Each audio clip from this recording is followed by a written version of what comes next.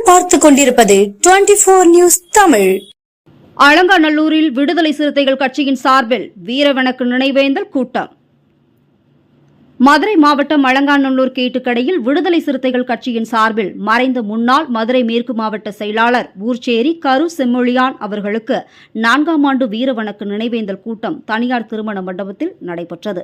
தொடர்ந்து அவரது படத்திற்கு நிர்வாகிகள் மலர் தூவி மரியாதை செலுத்தி பின்னர் அனைவரும் 1 நிமிடம் மௌன அஞ்சலியும் செலுத்தினர்.